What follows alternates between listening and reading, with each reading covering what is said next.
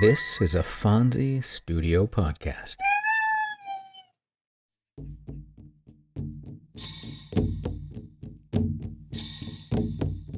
Welcome to Tales from the First Nations.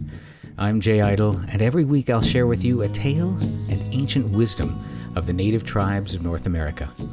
I'll be joined by my cats, Dawa and Fonzie, who will undoubtedly make their presence known at some point, so I might as well just list them as co-hosts. We hope you'll enjoy the tales and wisdom, raise your vibration, and enrich your life with us every week.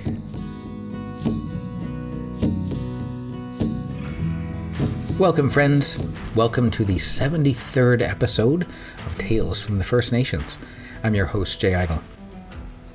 In our search for topics, I came across 6 stories that fit nicely under the heading of marriage. I decided that I would space them out over 4 episodes over the coming months so you don't overdose on love stories.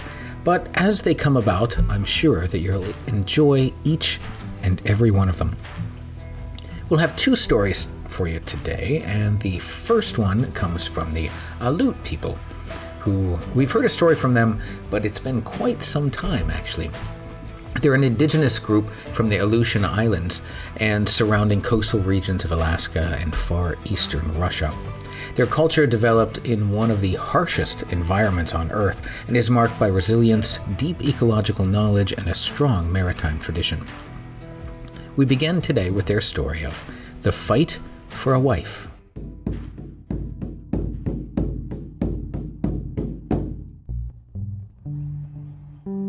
Once upon a time, there was a boy who lived all alone, far from other people. He had a habit of lifting stones, at first small ones, then larger and larger ones as he grew, and then he became stronger and stronger as he became an adult. When he was old enough to marry, he decided to go out in the world to get a wife. Peaceably, if he could, but if not, then by fighting for her. After several days paddling, he came by night to a village. In one hut he saw a light, so he went there and found a young girl who gave him something to eat and a place to sleep. The whole village heard that a stranger had arrived. Soon an old man presented himself and shouted through the window of the hut, "Our champion would like to try his strength with the new arrival." The girl explained the meaning of the challenge to the young man and advised him to accept. The first test consisted of a hunt for a beluga. Watched by all the people, the village champion and the stranger went off, each in his own boat. In the evening, they returned. It was the newcomer who had killed the largest number of animals and was declared the winner. On the following day, another challenge was delivered in the same manner.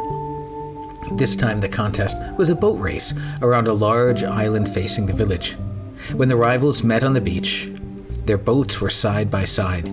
Between them was placed a bow and arrow to be used by the victor on the vanquished. The 2 men got away together, and for a time the contest was in doubt, as first one, then the other took the lead.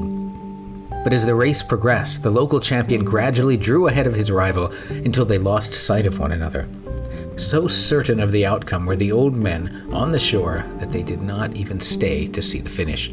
But the newcomer spoke to his boat, which was made of beluga skin, and commanded it to change into a beluga, swim under the water, and overtake the other boat.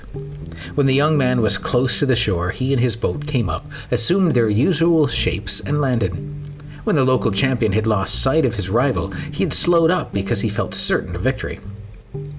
Great was his astonishment and fright when he saw the young stranger on the beach with the bow in his hand. He had little time to think, for the twice victorious hero shot him. While the hero was eating supper at the young girl's home, an old man came to ask him to go to the beach and withdraw the arrow from the defeated champion, since no one else could do it. The newcomer again went to the beach and pulled the arrow out, and the villager became well again. On the evening of the 3rd day, the young man was challenged once more, this time to a wrestling match in the village large house. In its center was a fenced-in pit containing many bones and shaman worms. The victor was to throw his opponent into the pit where the worms would eat him.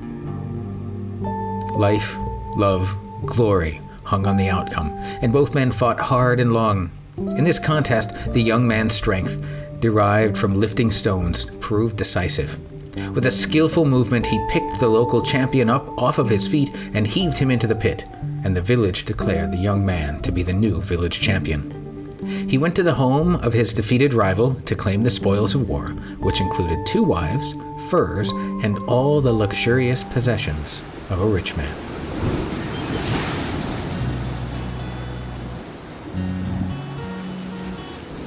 In love, it is persistence that pays off. Hopefully the young man will be happy with his wives and his new life. Our next story also involves the sea and comes from the Coos people. The Coos tribe comes from the southern Oregon coast, with a culture deeply tied to the Pacific Ocean, bays, rivers, and coastal forests. This is their story, The Woman Who Married a Merman.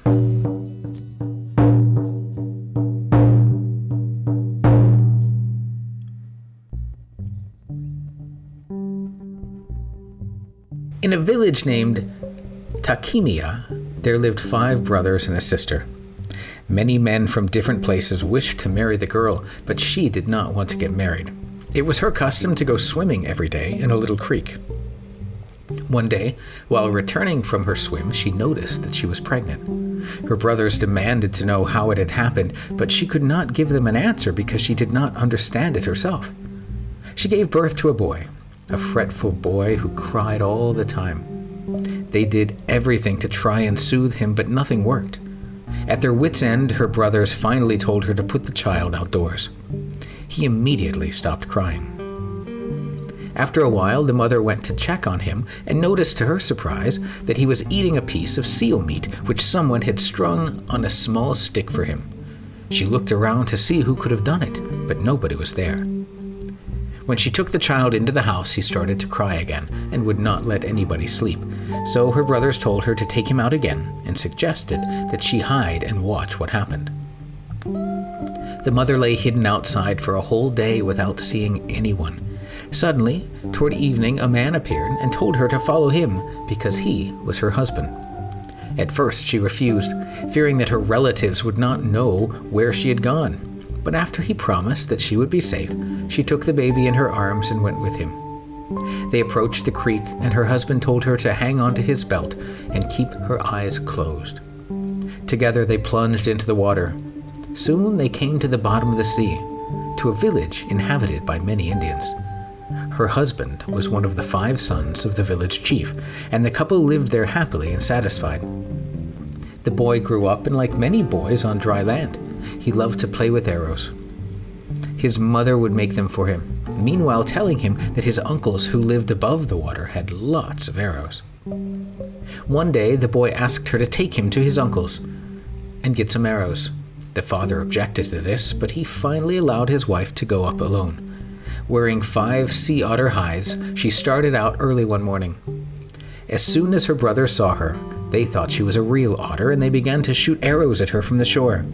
Having been hit repeatedly, the otter would sink, then surface again with the arrows gone. The otter swam up and down the river, and many people in canoes kept shooting at it, but nobody could kill it. Eventually, everybody gave up the chase except the oldest brother, who followed the otter until it reached the beach. Coming nearer, he caught the shape of a woman beneath the skins and recognized her at once as his lost sister. She told him that she had been the sea otter and showed him the arrows that the people had shot at her. "I came to get them for my boy," she said. "My husband is the son of a chief. Whenever the tide is low, you can see our house right in the middle of the ocean." She gave him the 5 sea otter skins, and he gave her as many arrows as she could carry. Before going down into the water, she told him, "Tomorrow morning you will find a whale on the beach right in front of your landing." And it happened just as she said. The whale landed on the beach, and the men divided its meat among all the people. A few months later, the woman came again to her relatives, and her brothers noticed that her shoulders were turning scaly and dark like those of a sea serpent. She stayed a while and then returned to her water home. But she never came ashore again and was seen no more. Long afterwards, many sea serpents came into the harbor, thinking that they too may have come after arrows. The people kept on shooting at them. They never returned again. But every summer and winter, they would put ashore 2 whales as a gift to the kinsmen above the sea.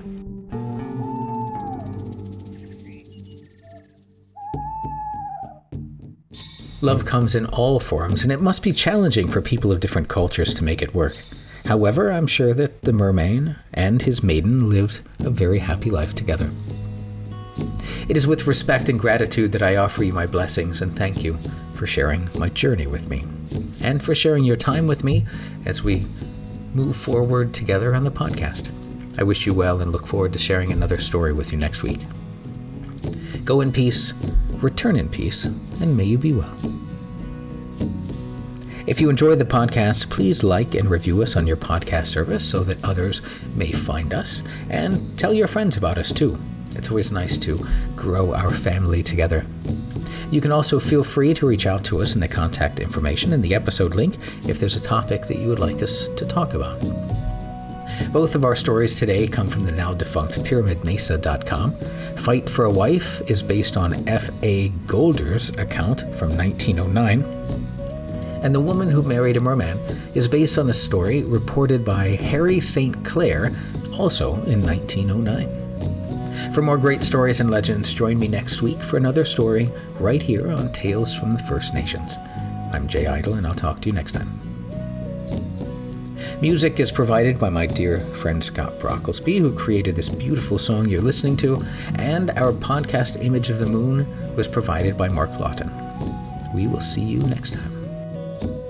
All right, that's it. How'd we do, Dawa? Awesome. Phones?